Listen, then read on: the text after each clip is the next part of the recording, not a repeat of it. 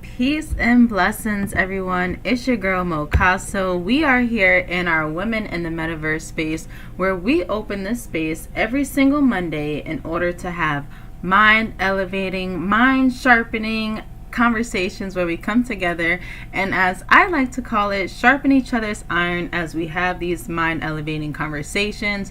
We do this in so many different ways by having conversations about so many different things. And as you all know, this month we are talking about change.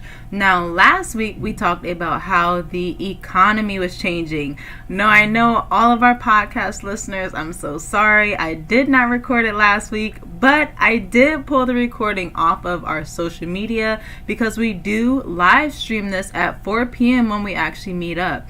So if you're listening to this on the replay on Spotify, Apple, Google, or on there's one more, but I can't remember at the top of my head. If you're listening on any of those platforms, anyways, though, you can also watch it live, and you can watch it live at 4 p.m. on YouTube, on Twitter, on Twitch, or on Facebook. And you can find us at the_raw_DAO, and you can actually watch it live at 4 p.m. Pacific time, or you can always click the link and actually come and join us in the space. And that goes to everybody that's watching us right now as well. If you are watching us on any of those platforms on social media, I know you see that link. Don't be scared to click it and actually come in and join the conversation. You guys know we like to keep it brief, keep it light, sometimes get a little deep in it, but we do have our new segment right after this one now at 5 p.m. Pacific time when the men come, and they actually have some iron sharpening conversations as well in their own space. So without further ado, let's dive right in. This week, our conversation is talking about change, okay? And we're talking about how education is changing. And so for today's conversation, you guys see, I even want to change up the scenery, okay? You guys know we're usually over there in our normal seats, but hey, you know, we're going to keep the party going, and we're going to be in the hot tub with it today because change is inevitable, and it's happening in so many different ways. And also, that's an education. That's not something that we can get away from. So one thing that I really wanted to touch on was how even the metaverse is changing so much for education. And I wanted to kick this episode off with a very short video about the metaverse. And if you guys don't know, that is the Facebook metaverse.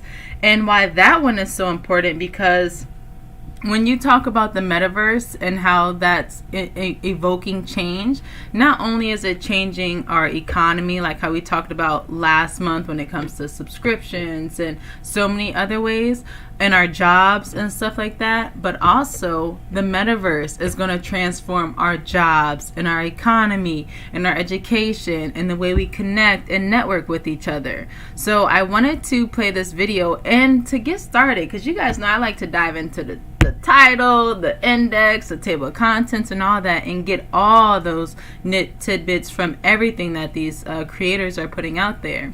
And so the title of this video is called "The Impact Will Be Real." Okay, the impact will be real. So I'm going to go ahead and show you all this video now.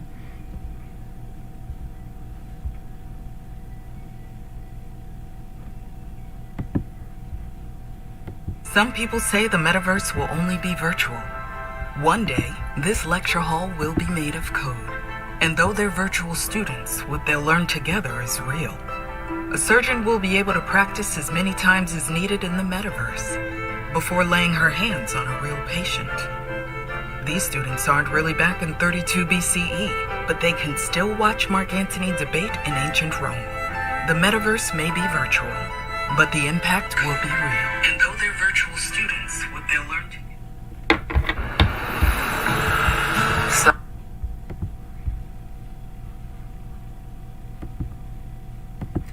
All right, you guys heard that. Although Then let me unmute myself so I can make sure y'all can hear me. Although these students are virtual, the impact will be real. The classroom will be coded. Did you guys see how they were looking at molecules and they were all able to now move them across the room and experience them like nothing we've seen before? When I first came into Spatials, one of the things I always tell people about is one of the largest communities that I have seen that have events in here every single week and have the largest turnout is a group of doctors. And they come in here and they bring their 3D objects and they all come in on their VR set, and now they're able to see the way people can do a shot and, you know, work a muscle and the way the muscles will work and all different kind of things. And how does that now change education? Because now think about how you don't have to use a person while you're learning, right? And how much you can actually practice.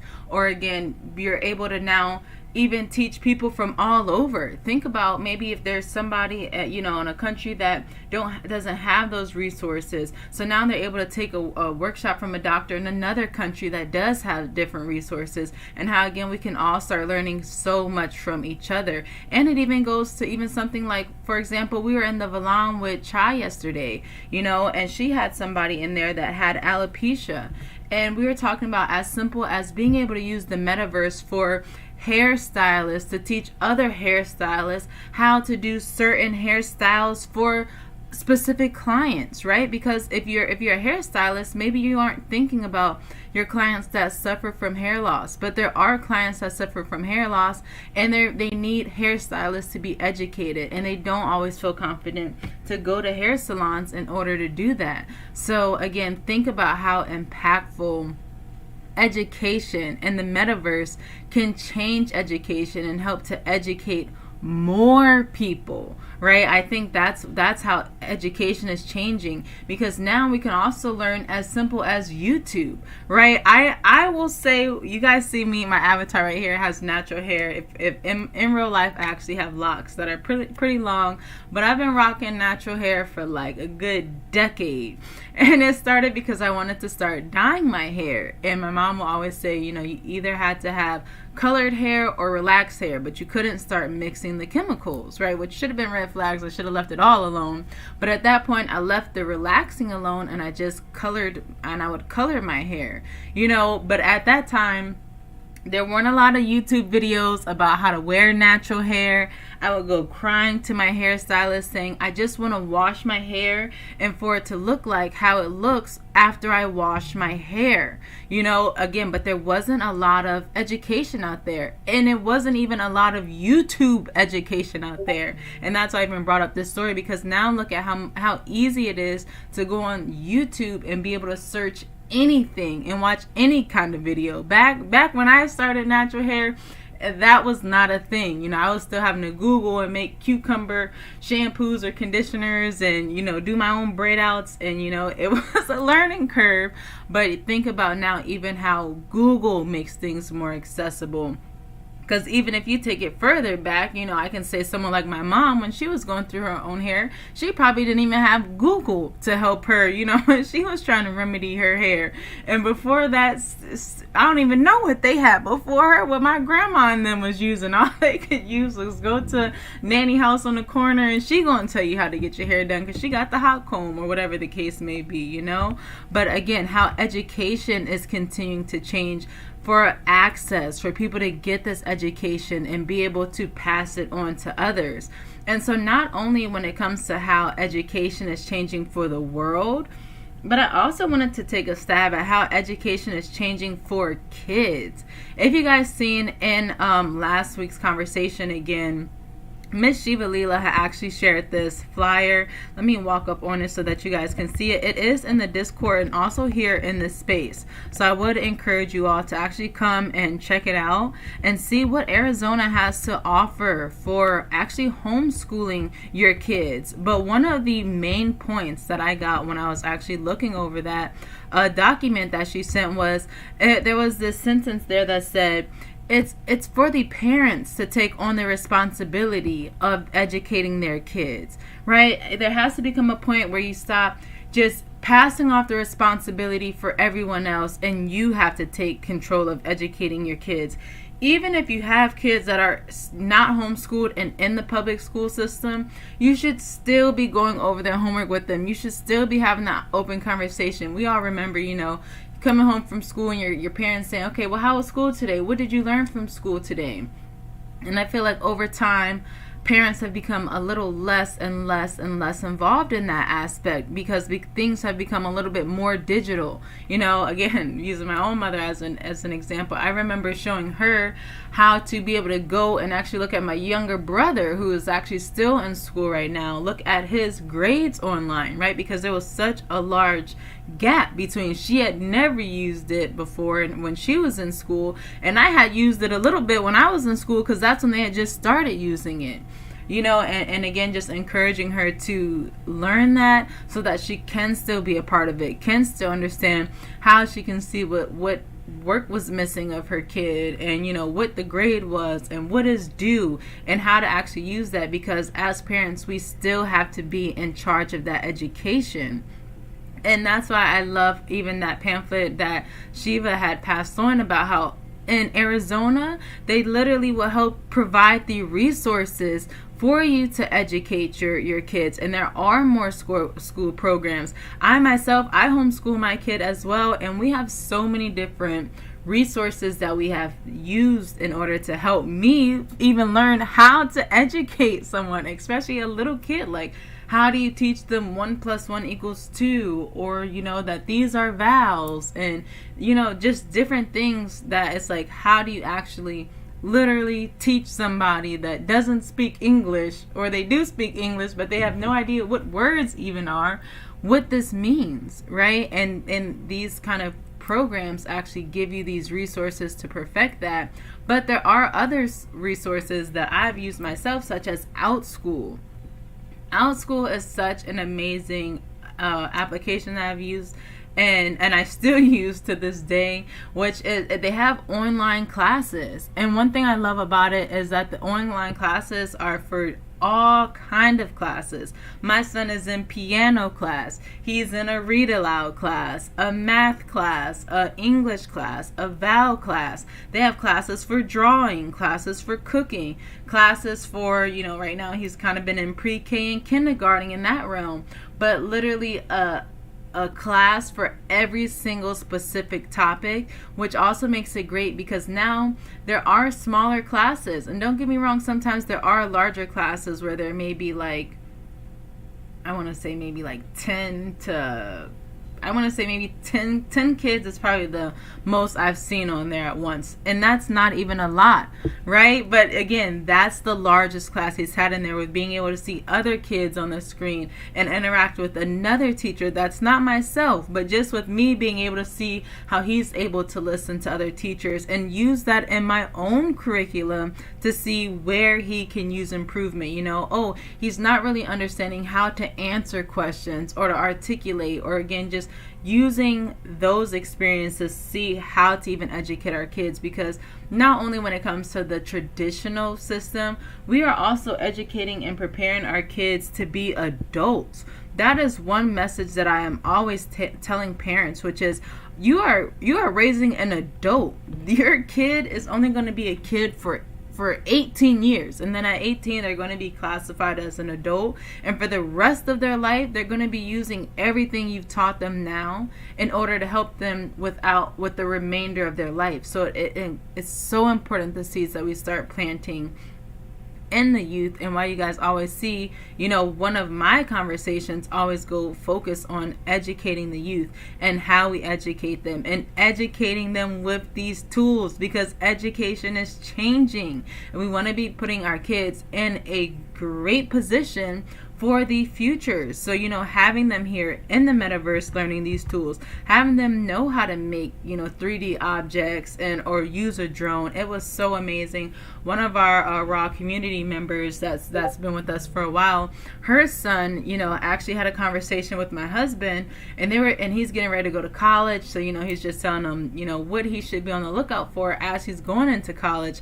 And now he's over here, a whole drone operator now, because he really took heed to that and now has a skill that is going to be so important when we talk about how not only education is changing, but you guys know next week we'll be talking about how society is changing, and we can talk about all kind of things like drones and robot police and AI and how those all collide. And we all know there has to be someone actually operating that. There has to be someone that's actually coding that. There has to be someone that's actually building that. And when you're teaching your kids those skills that are going to be coveted and actually needed in the future, that's again how you put your kids at a position where they have a fighting chance in the future. And again, why it's also so important for us to take control of that education for our kids. Again, even if you have them in regular school, private school, or homeschool, whatever the case may be, look at the news. We can blatantly see how education is changing because they're literally changing the curriculum and passing laws to change the curriculum. And not only changing laws to change the curriculum, because we've all already known that, public education and private education was obviously skewed in certain ways because, of the curriculum that had been set initially, but now we have laws even changing that to more where certain things are being taken out and other things are being added. Look at even how the culture is changing and how things are being taken out and added. And I'd say a great example for that is how an example that, you take God out of the Pledge of Allegiance because you don't want to, bring God and religion into it. But then we also bring in sex now, and now it's about what gender you are or aren't, or not making it about that, right? Because when we were kids, we didn't think, hey, I'm a girl, so now let's have a whole sexual conversation. But when you get this odd thing, when now you make it not about that conversation, now you are having that conversation. If you guys catch what I'm saying, and we're actually putting that out there to people more, or into our kids more, and you can see it in the TV, you can see it in our school. And again, just how now we're posing this question to them for them to consider their gender and their sexual orientation and things that us as adults still barely don't understand, especially if you're confused about it, as people would call that state of being. So to ask a kid who doesn't even know what they want to eat for dinner, those kind of questions, and that are so impressionable, it again starts to just be why it's important for you to take charge of educating your kids so that they can be prepared for those kind of situations. They do understand what that kind of stuff means, and they do have those same morals and principles that you want them to have, because everyone is different, and everyone has the right to raise their children based on what they see fit. And, and that's why you just find communities that have those shared morals. Find a masjid that has a daycare or a kindergarten program, or a church that has a kindergarten program. Find other groups with similar morals that you can get connected with. And if you aren't religious based, there are still other groups that just get together so that kids can have play dates with other parents that are like-minded. There are so many groups that are Montessori based and homeschool based that, again, just want to encourage not only parents to get together and help each other while they're educating their kids, but encourage the kids to get together and still learn from each other about how they can navigate in this space and still have that social edge. And again, that's why I love these kind of spaces like the Metaverse, because that's not how we can merge all of it together, right? We see education is changing. We see how society is changing. We see how the economy is changing. And here we are in the Metaverse, able to have these kind of conversations. You guys seen, I'm playing a video like this. How many teachers do you think come into this very space and have lectures like this. I can assure you guys it's a lot, because I've seen them. I've seen the universities. I've seen the preschools. I've seen the governments that are in this platform preparing just for that. And so it's important for all of our viewers that are watching this to, again, understand that education is changing. If you were to watch a video here that I'll link, that we always reference, by Mr. Yuval Harari, he talks about how in the future, again, because we're shifting, right? There's a change that's happening in society as we're going into this digital revolution. He was saying that somebody studying to practice law and does yoga would have a better chance in the future at putting their eggs in their basket to actually teach yoga instead of be a lawyer, because that's how much of a transition we're moving into. And so what does that go to say? Not only is education changing, but that means now there's room for more educators. And so that's why you guys will always see me come into this space and push you to be an educator, no matter what you have knowledge in. That is education that you can pass on to the next, because the next person doesn't know it, or doesn't know it like how you know it. And for something that you think is so common and so simple, it's not. And I heard the best advice once, which was, the next time somebody calls you and asks you for advice, write down what they asked you and then write down what you told them. And then start there with your own ebook, right? Because now somebody's looked to you for that information, which means they look at you as a credible resource for that, because you have that information and you are a pillar of that education and information in that space for that.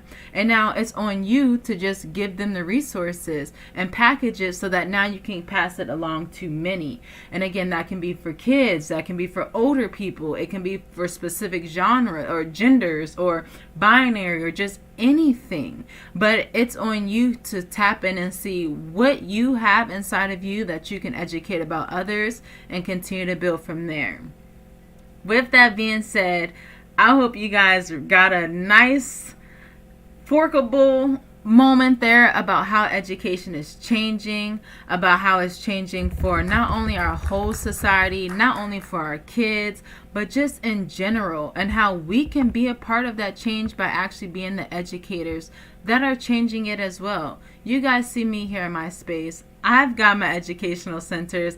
I've got my workshop. Shoot, you guys, I even have a workshop this Saturday showing people how to make nature's flu shot, which is just a matter of mixing a few different herbs and juices together that you can take to clear out your sinuses as seasons are changing. And I've got a little, virtual kitchen in here. And I'm going to record my video and I'm going to play my video in my digital kitchen so that now everybody can come into the space and make it with me. And now they'll walk away from that workshop with their own nature's flu shot. I've got mine, and I've just had a whole educational workshop in there that not only helped those students, but now I can pass that along to other herbalists to show them how they can bring their courses in here and continue to pass along what they know in this space. Because I'm telling you guys, when we had our workshop from Zay, and she talked about her chickens, that inspired so many other farmers. And that's what you do with education. You inspire the next generation. You inspire the next educator. And you just continue to pass along that seed that then gets planted, and we know grows into its own tree, produces its own apple, and then produces its own seed again that can continue to be replanted and continue that beautiful cycle of passing on that education for more trees and more apples, and continue to be fruitful when we even do that together. So I appreciate you all for listening. This has been a great conversation. As you guys know, we do this every single Monday at 4 p.m. Pacific time. So if you want to be a part of that conversation, click the link, meet us here next Monday, or keep watching the replay. Keep coming back, watching it live, because you guys know I'm here for all of it. We're going to keep going. The Raw Network has a lot in store. And if you're, still around, stay tuned for our next episode. We have the Men Talk, which is same thing like this, but a little bit of the men's aspect of it, where they play chess, and they'll be talking about ints and ants, and they get really into words. And again, Still powerful, mind elevating conversations. It's open to anybody to come through. We have an amazing space there as well where you can come and enjoy it. And like I said, we've got a lot more in store. So make sure you guys keep coming back, keep staying tuned. I appreciate you guys from the bottom of my heart so much for watching and staying tuned. Just continue to do that. Like, comment, subscribe, tell a friend, and leave your own comment in the comments. What is changing about education? I want to hear from you guys. What's changing about education? Leave your comments below, and maybe I'll put it on a sticky note and leave it in our space here, and we'll talk about it during our next Monday session. So if you want to see a comment there, make sure you guys actually drop a comment.